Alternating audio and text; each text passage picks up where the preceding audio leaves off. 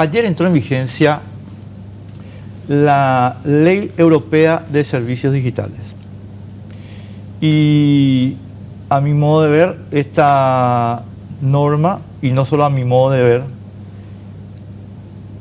suprime la libertad de expresión en Europa. Pero me gustaría tu opinión, que es mucho más versada, digamos, pero después entramos en debate.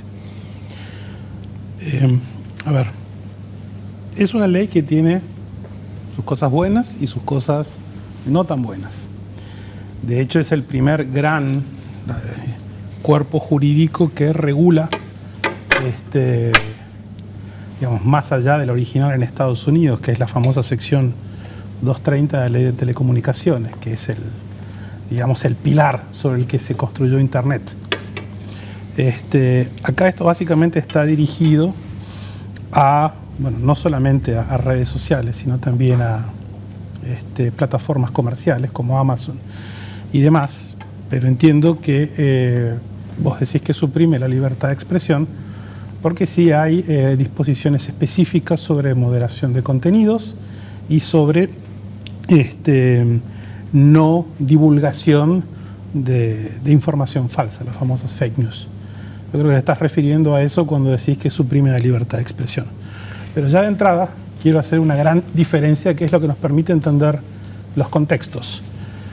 En el marco de nuestra Constitución, la libertad de expresión de nuestra Constitución está basada básicamente en las disposiciones de la Convención Americana de Derechos Humanos, que a su vez en materia de libertad de expresión están recogiendo con algunos que otros bemoles el concepto de libertad de expresión de la primera enmienda de la Constitución de los Estados Unidos. O sea, básicamente en América el énfasis se pone en el derecho de la persona a decir lo que piensa, a difundir sus ideas. Eso es el sistema americano, digamos. Ya no, tanto de Estados Unidos como más allá de que se cumpla o no se cumpla, en nuestros países latinoamericanos. Es el sistema americano. Americano, de todo el continente. Americano, de todo el continente. Europa, en cambio, y esto está en el artículo, en la primera enmienda de Estados Unidos, de la Constitución Americana, y en el artículo 13 del Pacto de San José de Costa Rica, digamos, para unificar al resto del continente.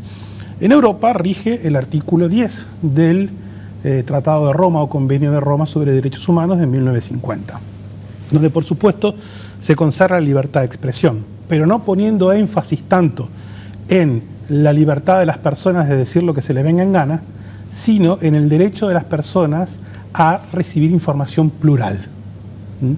Y esto es un cambio muy importante en relación, una diferencia muy importante en relación con nuestro sistema americano.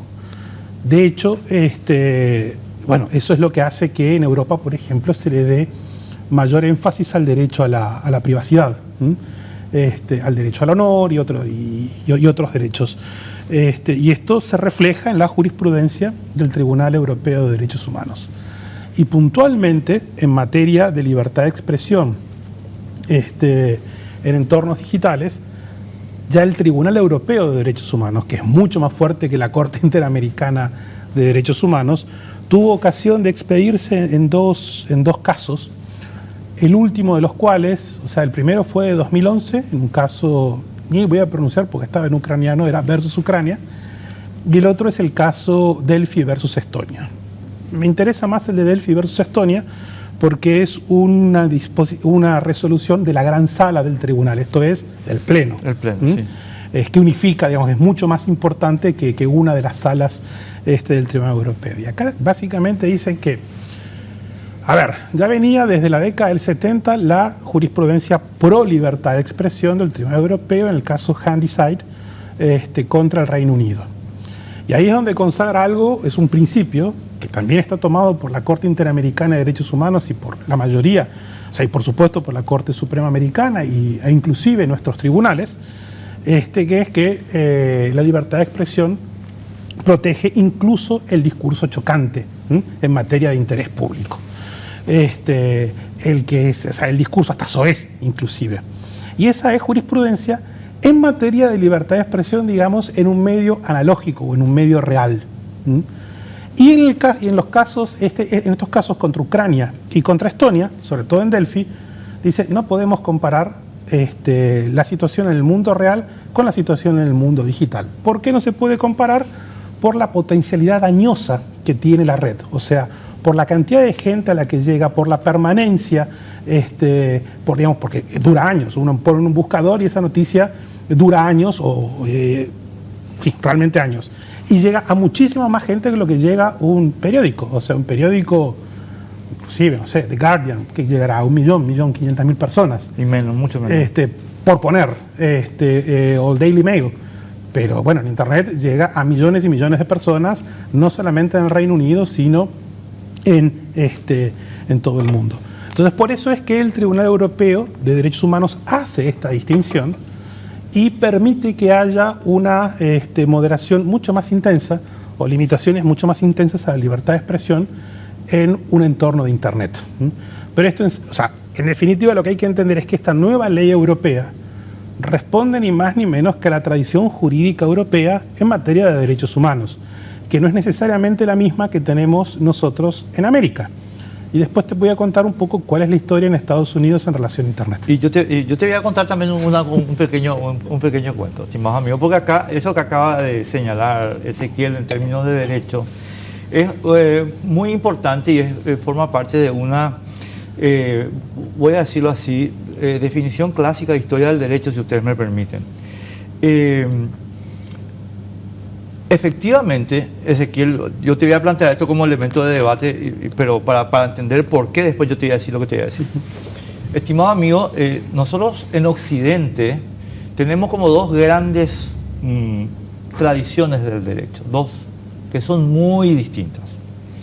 Una, la que podemos denominar anglosajona, y otra que podemos denominar el derecho continental latino, francés, como ustedes quieran.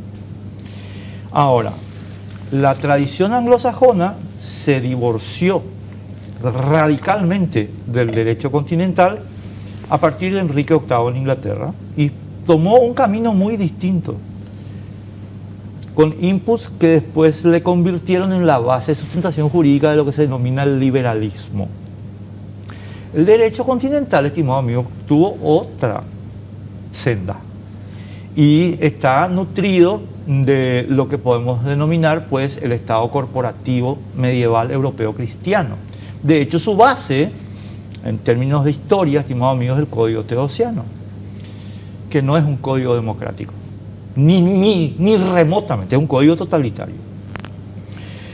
Por eso yo tomo la distinción que acaba de hacer Ezequiel, porque efectivamente la tradición europea continental, a pesar de todas las toneladas de propaganda, no es democrática. Es todo lo contrario. Y Ezequiel, hecho este contexto, ahí voy al punto. Porque esta norma europea olvida el pequeño detalle de que el paradigma de la información hoy ya no son los diarios, ni los canales de televisión, ni las radios, son las redes.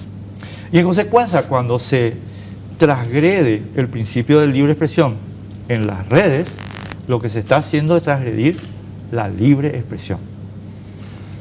Nuevamente, libre expresión a la americana, que es mucho más liberal que la europea. Y en eso sí.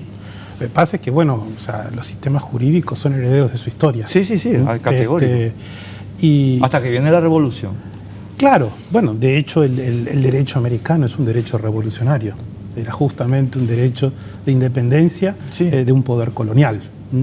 Y donde por primera vez se instaura lo que podríamos llamar una democracia liberal. Así mismo. Entonces, eso está en la historia de los Estados Unidos y en su proceso independentista. Y hay que entenderlo de esa manera. En cambio, en Europa es otro proceso. Y sobre todo, hay que tener en cuenta que el Convenio de Roma de 1950 es de 1950, donde las atrocidades del nazismo estaban a flor de piel. Es la inmediata posguerra, donde por eso se privilegia la pluralidad informativa, para que haya un contrapeso, si se quiere, argumentativo, a tipos como Mussolini, a tipos como Hitler. Entonces tiene una razón de ser, no es que es puro totalitarismo. Ahora, por supuesto, todo esto tiene consecuencias. Si yo voy a poner el énfasis en la libertad de la persona a expresar sus ideas, o voy a poner el énfasis en el derecho de las personas a recibir información plural, las consecuencias son distintas.